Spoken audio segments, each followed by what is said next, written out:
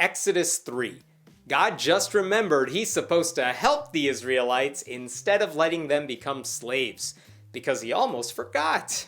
Whoops. It's also the story of the burning bush, and Moses finally finds something useful to do with his life. Now Moses was tending the flock of Jethro, his father-in-law, the priest of Midian, and he led the flock to the far side of the wilderness and came to Horeb, the mountain of God. There, the angel of the Lord appeared to him in flames of fire from within a bush. Moses saw that though the bush was on fire, it did not burn up. So Moses thought, I will go over and see this strange sight, why the bush does not burn up. We'll get to the bush in a second. But since when is his father-in-law's name Jethro? In the last chapter, it was Ruel. How could the writers not keep this straight? Horeb, by the way, is synonymous with Mount Sinai. But as with everything in the Bible, one name is never enough. Thanks for that, Jezreel. There's also some symbolism here.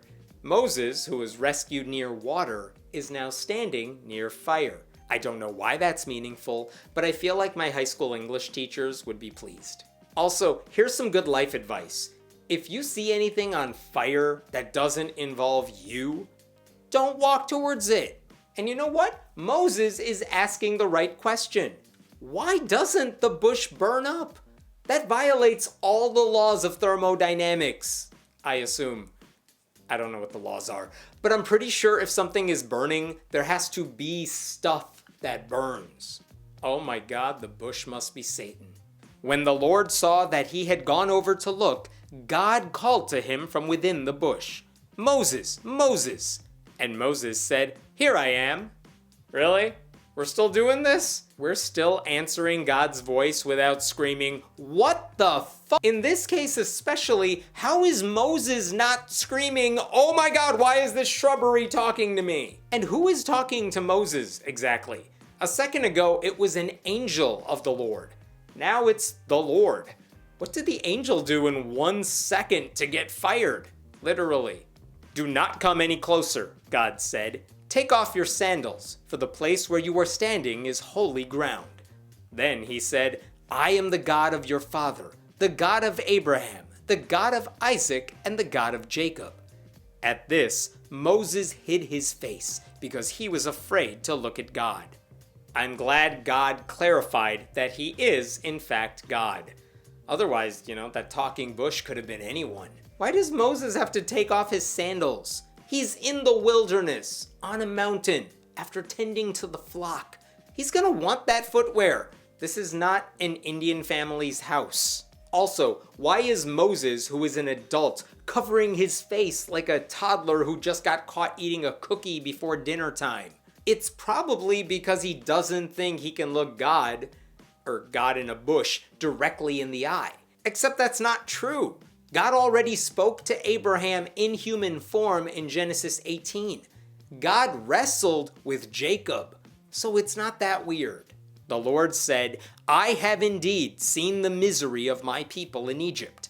I have heard them crying out because of their slave drivers, and I am concerned about their suffering. So I have come down to rescue them from the hand of the Egyptians and to bring them up out of that land into a good and spacious land, a land flowing with milk and honey, the home of the Canaanites, Hittites, Amorites, Perizzites, Hivites, and Jebusites. And now the cry of the Israelites has reached me, and I have seen the way the Egyptians are oppressing them. So now go. I am sending you to Pharaoh to bring my people, the Israelites, out of Egypt. I can't believe he's saying this through a burning bush. He could have written a letter. He could have just shown up in human form. Instead, he's doing some weird cloak and dagger nonsense that is totally unnecessary. It's also kind of weird that this paradise God plans to send them to is a place where all these other people live. Even if they get there, it means they're gonna invade a place that is already taken. Whenever you think about visiting paradise, it's probably not crowded, which means God may be rescuing them by sending them into a new war. And look at God outsourcing his work. He's like, Moses, I just remembered I'm supposed to help the Israelites, so I will by sending you. Okay, bye now. But Moses said to God, "Who am I that I should go to Pharaoh and bring the Israelites out of Egypt?" You're a main character in the Bible. Start acting like it. You're also the guy talking to a burning bush, so maybe now is not the time to question someone else's logic. And God said, "I will be with you, and this will be the sign to you that it is I who have sent you. When you have brought the people out of Egypt, you will worship God on this mountain." Moses said to God, "Suppose I go to the Israelites and say to them, 'The God of your fathers has sent me to you,' and they ask me, 'What is his name?' Then what shall I tell them?" God. Just say God. His name is God. Guess what? God's not going to say his name is God. God said to Moses, "I am who I am." This is what you are to say to the Israelites. "I am has sent me to you." This just turned into a weird who's on first situation. What's his name? I am. You are? No. I am. I am. Yes. No. I guess this is a good time to point out that many scholars say Yahweh is derived from the Hebrew phrase meaning I am. But I am sounds so much more arrogant. God also said to Moses, "Say to the Israelites, 'The Lord, the God of your fathers, the God of Abraham, the God of Isaac, and the God of Jacob, has sent me to you. This is my name forever, the name you shall call me from generation to generation.'" Dude, just say your name is God. We don't need a friggin' monologue. We definitely don't need a last name that long. Go, assemble the elders of Israel and say to them, "The Lord, the God of your fathers, the God of Abraham, Isaac, and Jacob, appeared to me and said, 'I have watched over you and have seen what has been done to you in Egypt. And I have promised to bring you up out of your misery in Egypt into the land of the Canaanites, Hittites, Amorites, Perizzites, Hivites, and Jebusites, a land flowing with milk and honey.'" Does Moses have anything to take notes on? Or is I am just expecting him to memorize this instantaneously? Also, do you really need to convince slaves to escape slavery by promising a land of milk and honey? I'm pretty sure they would have followed Moses if the promised land included Miller Lite and Splenda. "The elders of Israel will listen to you. Then you and the elders are to go to the king of Egypt and say to him, 'The Lord, the God of the Hebrews, has met with us. Let us take a 3-day journey into the wilderness to offer sacrifices to the Lord our God. But I know that the king of Egypt will not let you go unless a mighty hand compels him. So I will stretch out my hand and strike the Egyptians with all the wonders that I will perform among them. After that, he will let you go.'" So this entire escape plan involves lying to the king of Egypt, then hoping God succeeds with his magic tricks? Not exactly airtight. Also, a 3-day journey.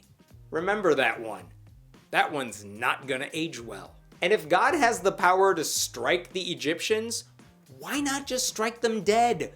Don't show them wonders. Just tase them for a bit so everyone can run away. Notice that he says he's gonna perform wonders to convince the Egyptians to let the Israelites go.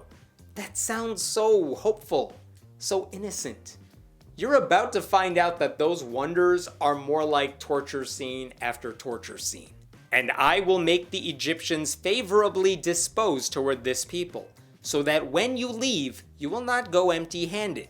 Every woman is to ask her neighbor and any woman living in her house for articles of silver and gold and for clothing, which you will put on your sons and daughters. And so you will plunder the Egyptians." Oh, sweet!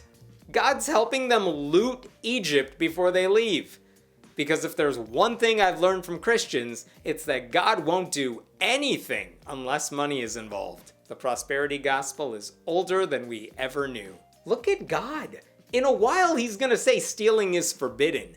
But the rule is literally not written in stone yet. So God's like, here's how we're gonna take everything they've got. I know we're at the end of this chapter, but I just want to remind you that God is still inside of a bush. The question now is whether Moses accepts this plan and will carry it out. I mean, if a burning bush told me to do something, I'd probably listen too. Though a more realistic version of this story would just have Moses waking up from his delusions and hopefully checking into rehab.